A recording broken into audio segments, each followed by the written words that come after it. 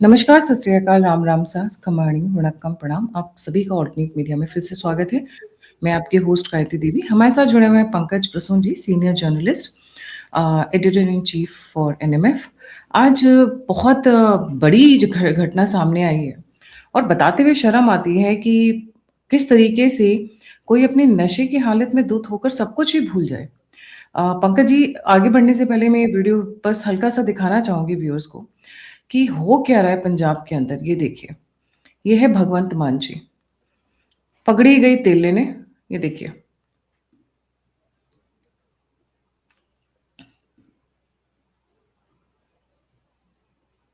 वो फोटोग्राफ के ऊपर क्या कर रहे हैं, छिड़क रहे हैं। वो शराब छिड़क रहे हैं वहां पे।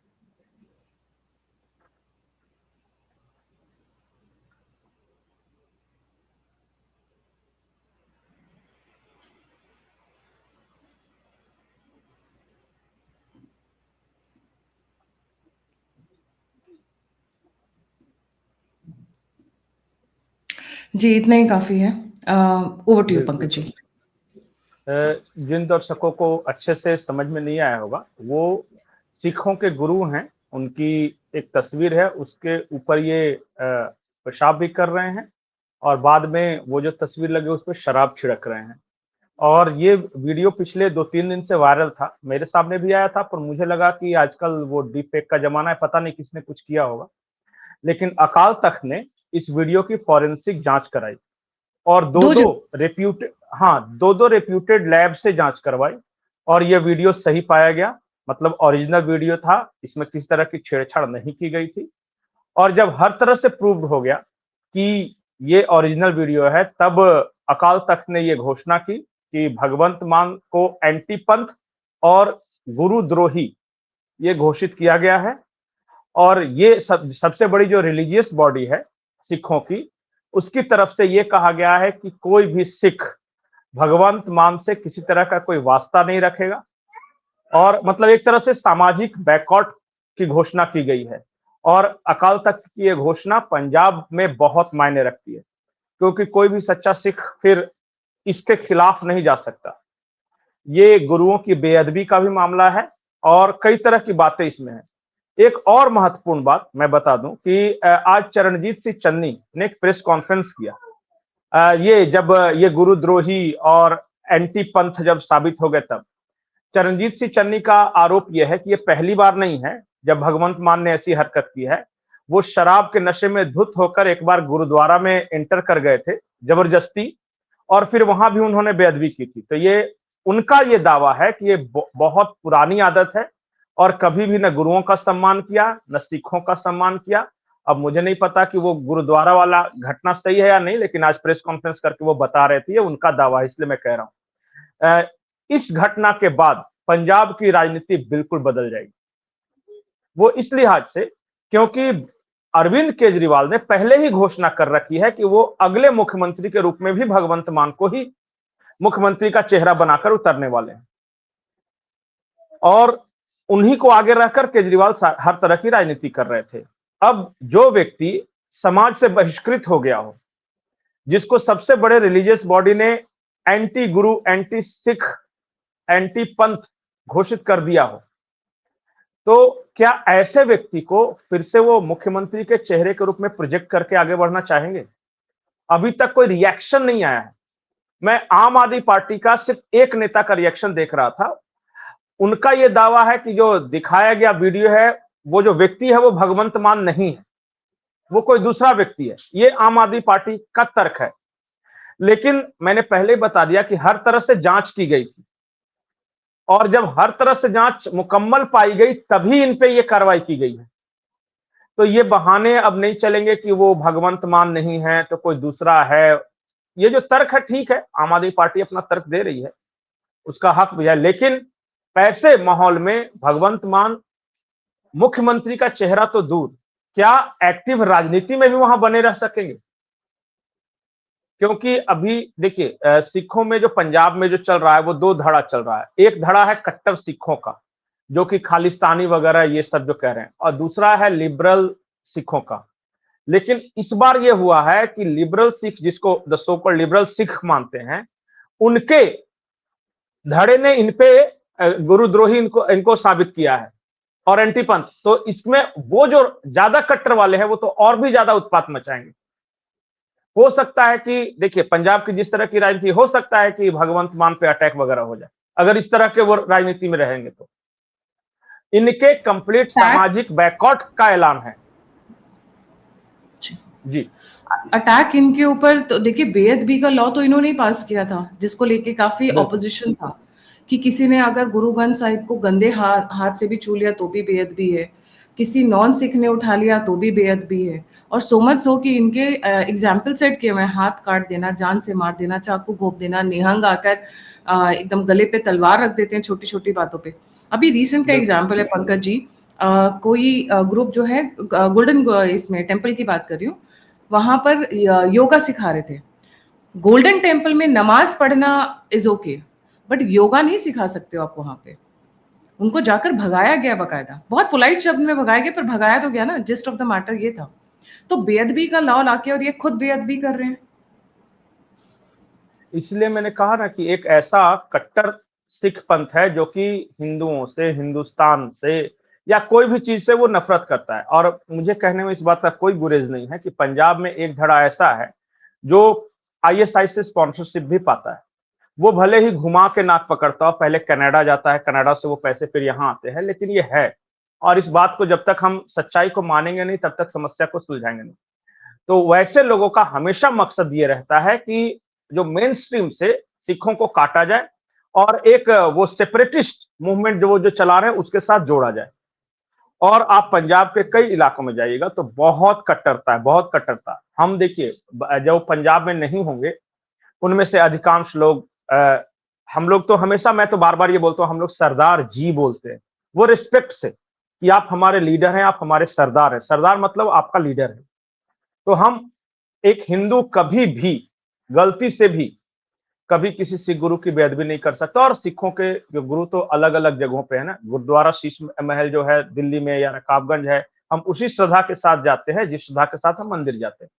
या मैं अगर बिहार का रहने वाले हूं तो पटना साहिब में उसी रिस्पेक्ट के साथ, उसी भाव के साथ जाऊंगा जिस भाव के साथ मैं किसी भी पटना के हनुमान मंदिर में ही जाऊंगा।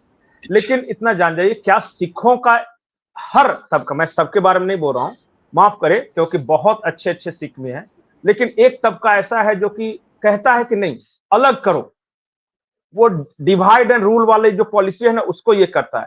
अगर मैंने तो यहां तक देखा है कि अगर गलती भी, थोड़ा सा भी मिस्टेक हो जाए, हो सकता है जानबूझकर नहीं हुआ, तो फिर वो बहुत हिंसक हो जाते हैं। फिर आप माफी मांगते रह जाइएगा। फिर भी एक किसान आंदोलन के समय जो दिल्ली में हो रहा था, वहां पे एक बेचारा दलित था और किसी ने कुछ किया होगा, मुझे नहीं पता कि उसने क्या किया एग्जैक्टली, लेकिन उसको मारकर और उसको काटकर वहां लटका के रखा हुआ था उस कैंप में, ये दिखाने के लिए सिर्फ।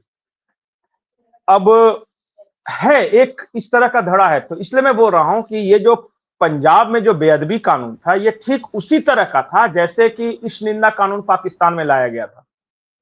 मोटा मोटी जिस्ट वही था। और पावर सेंटर्स जो थे पीछे से जो सारे वर्क कर रहे थे, वही सारे लोग कर रहे थे। वो आईएसआई वाले की पंजाब में मतलब एक ऐसी भावना हो कि गलती से भी, मतलब किसी की भी मंशा नहीं होगी। हम तो गायत्री जी वैसे परवरिश में पले बड़े हैं, चाहे वो मस्जिद हो, गुरुद्वारा हो। अगर हम स्कूल से लौटते भी थे ना, तो आसपास इसलिए नहीं करते थे, जैसे सुसु भी आ गया तो करते थे कि नहीं, यहाँ पे भगवान की जगह है, यहाँ पे मत करो, आसपास कहीं दूसरी जगह जाके करो। दीवार छू के प्रणाम करके आगे बढ़ने वाले लोग हैं हम लोग, चाहे वो किसी का हो। नहीं, तो ये अपना संस्कार है। लेकिन जी बिल्कुल, हम सभी जो है, मैं खुद कितनी बार यहाँ, मैं चंडीगढ़ गई हुई थी, अमृतसर गई हुई हूँ, तो हमने भी माथा टेका है। हम यहाँ पे जो दिल्ली में जो है सबसे बड़ा गुरुद्वारा, हम लोग वहां पर भी जाते हैं, सेवा भी करते हैं, लंगर भी करते हैं, हाथ बटाते हैं, खाना खाते हैं सेवा भाव से, क्योंकि हम उन्हें अपना मानते हैं। पर राजा रंजीत सिंह के टाइम से, जब से दिलप्रीत को लेकर जाया गया था लंदन, उसके बाद से सभी को पता है कि सिखों को हमेशा से, क्योंकि सबसे पहले सिख को हिंदू से अलग करने की कोशिश ब्रिटिशर्स ने की थी, वे बैक बिल्कुल राजा रणजीत सिंह के टाइम समय से ही ये चालू था, because they understood this is a war for them, this was a martial race. क्योंकि एंग्लो अफगान वॉर्स के बाद में 1 और 2 के बाद में जब हमारे उधर युद्ध हुए थे, तो उनको ये समझ में आ गया था कि इन लोगों से पार पाना मुश्किल है। तो उन्होंने क्या किया, देखिए जब कोई बहुत मजबूत लकड़ी होती है कुछ, उसमें सबसे इजी तरीका क्या है उसको डिस्ट्रॉय करने का, दीमक लगा दो।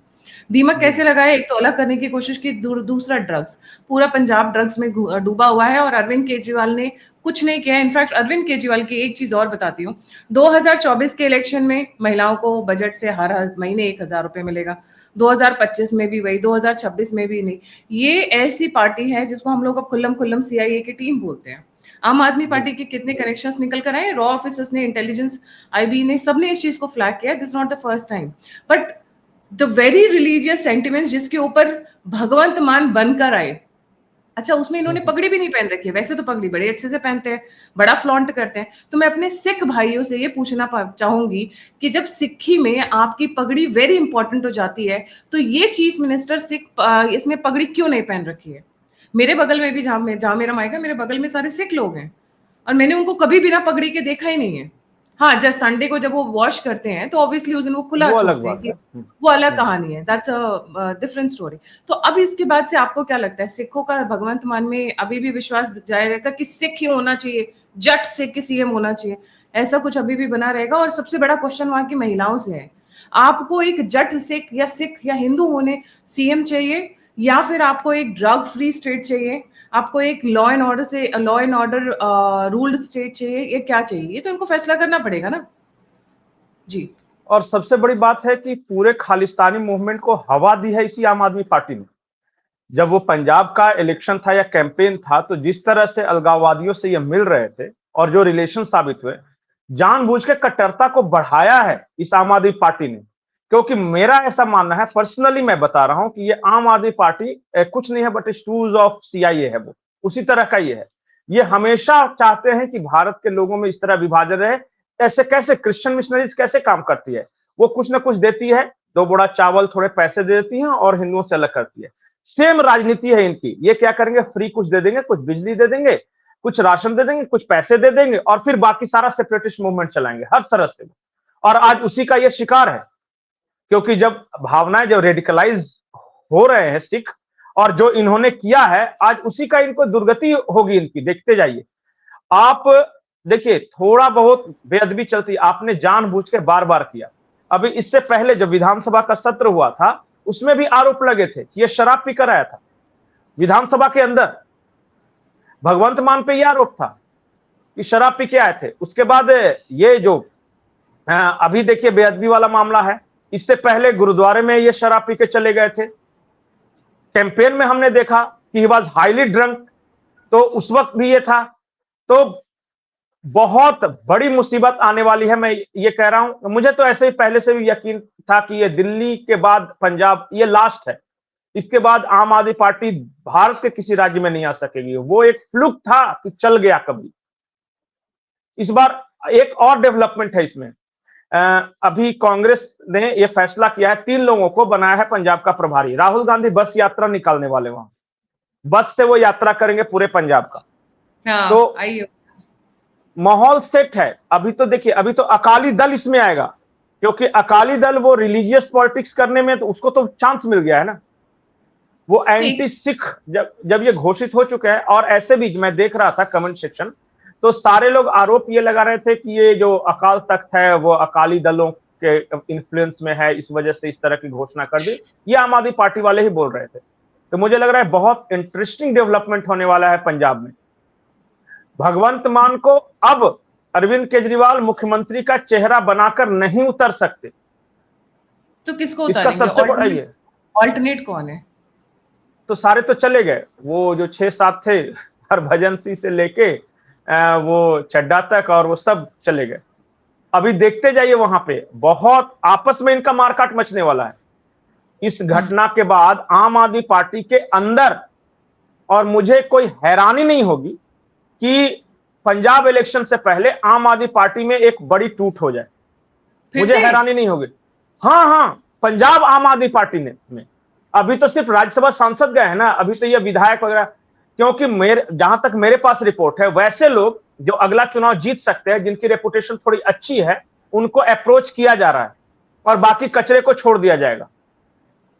अच्छा, इसमें एक चीज अभी और मैं एक और बात बता रहा हूं जी, एक बड़ी इंटरेस्टिंग बात है।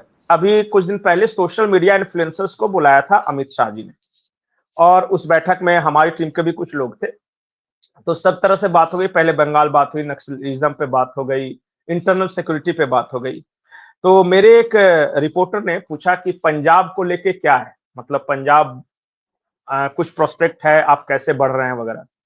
तो अमित शाह ने पूरे यकीन से कहा कि आज मैं आपके सामने बैठक में बोल रहा हूं, पंजाब में हम आ रहे हैं। बोले 9 महीने पहले इस चीज को आप रिकॉर्ड करके रख लीजिए। उन्होंने कहा कि हो सकता है कि हमारी सरकार इस बार पूर्ण बहुमत के साथ आ जाए, उस वक्त हैरान मत होइएगा और आप ही में से, वो मजाक करते हुए, आप ही में से एक तबका कहेगा कि हैक हो गया। मतलब उनका यह दावा था कि हम पंजाब में 100% सरकार बना रहे हैं। अब वो कैसे बना रहे हैं, क्या बना रहे हैं, आई डोंट नो, लेकिन बहुत इंटरेस्टिंग डेवलपमेंट होने वाला है। देखिए, उत्तर प्रदेश में सबकी नजर रहेगी विधानसभा चुनाव के दौरान। हो सकता है एक साथ चुनाव होंगे तो उत्तराखंड में थोड़ा बहुत नजर आएगी। पंजाब को इग्नोर कीजिएगा तो बहुत बड़े डेवलपमेंट को इग्नोर कीजिएगा। बहुत कुछ होने वाला है पंजाब की राजनीति में। पंजाब में खेला हो भी। अच्छा, बाय द वे, वो अकालीस के साथ शायद बंगाल से ज्यादा, बंगाल से ज्यादा खेला हो बे।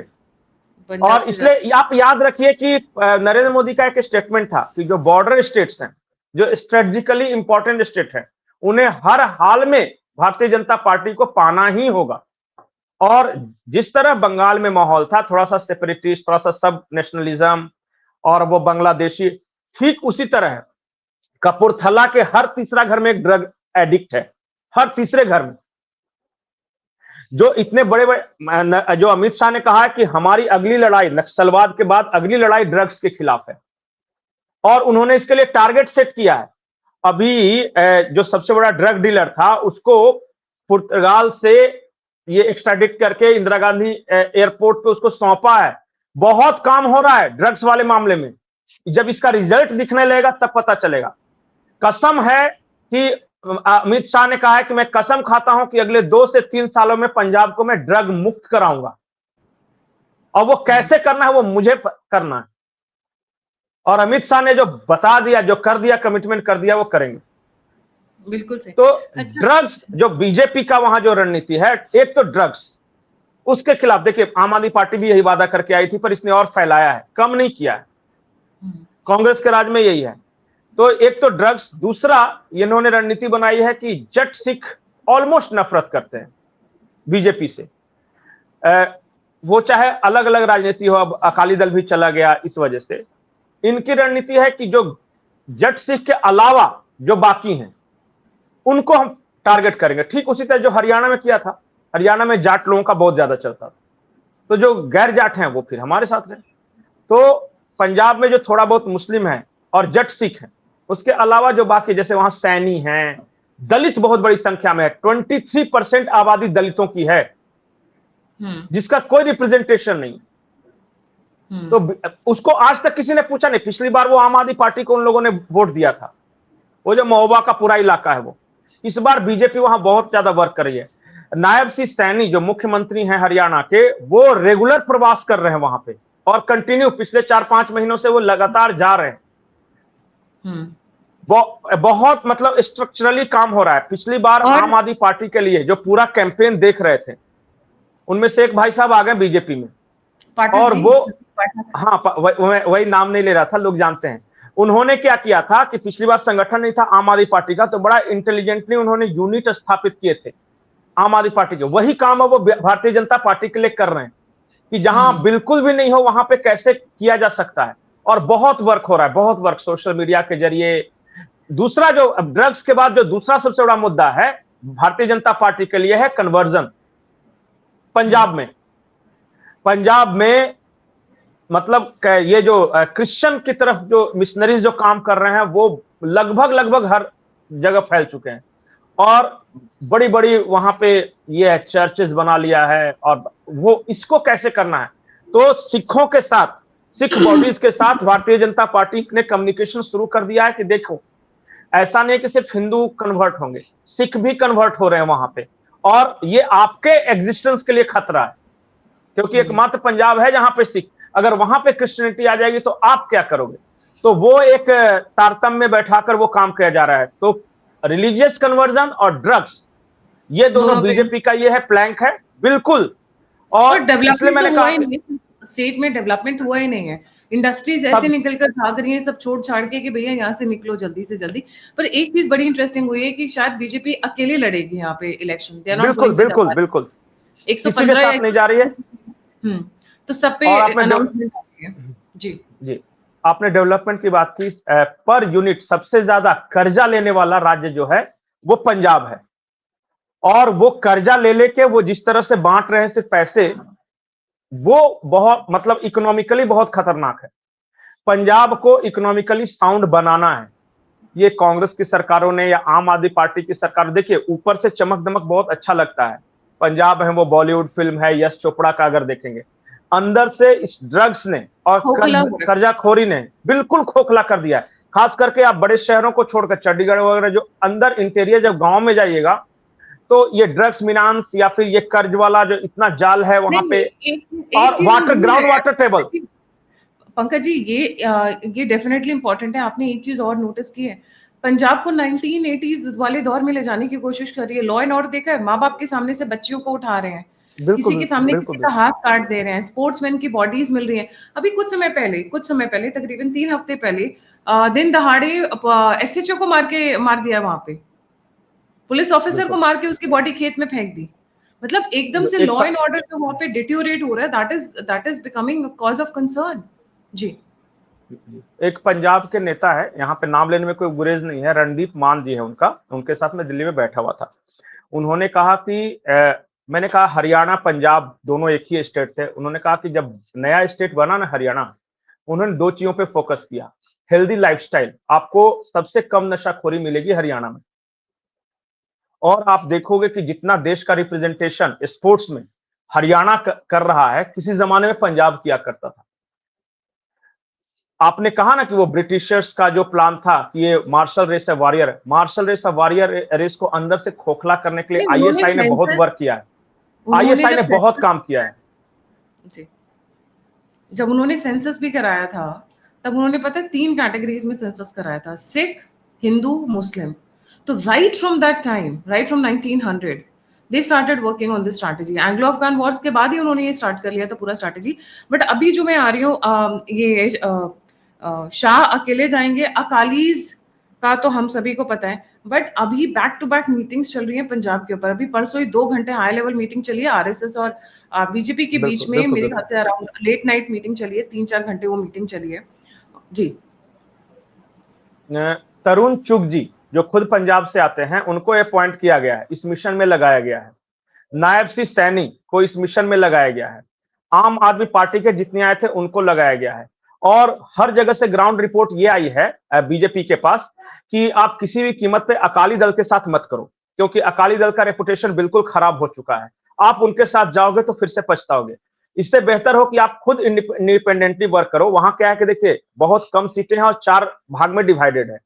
एक भाग आम आदमी पार्टी की तरफ जाएगा वोटरों का, एक भाग कांग्रेस की तरफ जाएगा, एक भाग अकाली को मिलेगा, कुछ ना कुछ मिलेगा।